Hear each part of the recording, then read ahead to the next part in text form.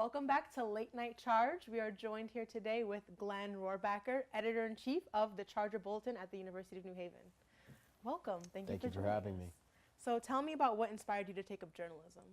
So I initially started as a music industry major here. I really liked that program, and I thought music was what I wanted to do with my life. And then I joined the Charger Bulletin and started writing about music, and eventually ventured off into other things as well. And through the Charger Bulletin, I was able to have the opportunity to go on a conference to Texas with a few other writers, and that experience kind of changed my mind and opened me up to the whole industry of news and media. And a couple weeks later, I got back and I changed my major, and I went for editor a couple months later because I just loved it so much. Nice. And what's the most exciting thing about being editor-in-chief of Charger Bulletin? Probably the best thing about it is just kind of feeling like you have an ownership in what you're doing. I get to make a lot of decisions about the image of the paper and what we do, what we write about, what we cover, different things like that. And it's definitely my favorite thing to be able to make those decisions and have a real impact on what we do. And have you made any big changes to the paper since becoming editor-in-chief? I'm a person that loves to change things, so I definitely made a lot of significant changes. We have a brand new website than we did 6 months ago. We have a brand new mobile app than we did 4 weeks ago. That's brand new. We started kind of molding to the digital first kind of media landscape that we have now that kind of took over the industry. So we're not just a newspaper anymore, and we've made it a point not to market ourselves as such. So we take very seriously our mobile and online presence, and we've taken social media a lot more seriously. We've been taking a lot of different ways to engage with people, not only through our print edition, but through those other avenues as well.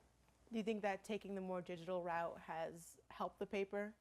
Yeah, we've definitely gotten a lot more exposure. I mean, if you look at our website hits and how many people viewed our website versus how many papers get picked up each week, I hate to say it, but there's a lot more people online, and as much as I would like them to pick up the print, it makes sense because that they get there quicker. Yeah. They get to the website quicker, they get to the app quicker. When they get it straight to them on Facebook or Twitter, they get there so much faster that they prefer that than walking to a bin, bending over and picking one up. So do you like being editor-in-chief more, or is writing more of a... Well, I still do some writing. If there's a certain topic that I'm interested in, I will cover it and write that article. But I definitely like the management and the business side more of it, being able to make, like I said, make those decisions about the overall image of the paper and of our news organization. So I definitely like to keep my writing skills apt and keep doing that, but I definitely love being editor. Nice. So can you tell us about any of the stories you're working on right now? So, well, a recent story we just did was on the university is sponsoring a school in Saudi Arabia, a security college that they're turning into a Bachelor of Science program. So that was our head story for this week, and up next week we're looking at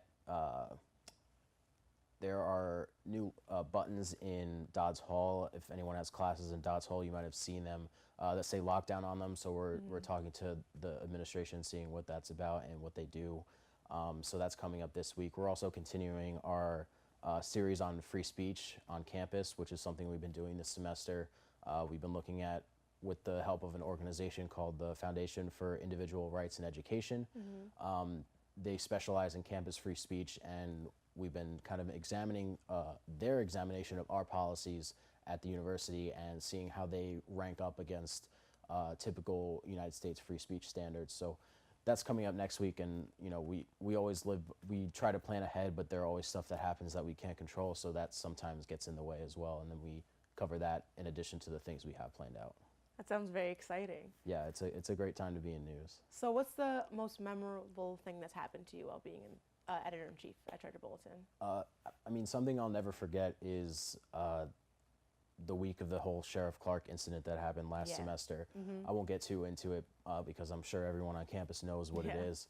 But we were pretty much the first people to respond to that and do a story on it. And that was really exciting because we spent that whole week covering it, and we didn't even put anything in print until it was almost completely resolved. And we had published maybe 8 to 10 articles about it between Tuesday and Friday, when, you know, the day we found out, between the day, you know, it kind of, everyone took a breath and realized that, you know, the intense part was over. Yeah. And, you know, we covered that really quickly. So something would happen at my office, and I would go back to my room, and I would get, you know, something else happen. Yeah. So that was probably the most similar to what an actual newsroom or an actual news station is like in terms of their breaking news. And when breaking news happens, not a lot of breaking news happens on campus. Nothing that's so imminent that people need to know right now, or something that has the whole campus talking. That doesn't happen too often. So when it happened last semester, it was only, you know, a month and a half into the semester. Yeah. So we were still getting our sea legs, and it was just a really good way to, you know, we got to talk to Sheriff Clark, we got to talk to the administration. You know, it was a very kind of surreal experience for people that haven't dealt with that before. So that was definitely something I'll never forget. And you get the experience of the real life newsroom, of course. Exactly. Well, thank you again for joining us on Late Night Charge. Thank you for having me. Stay tuned for our next interview with Patrick Rivers. I hope to see you guys soon.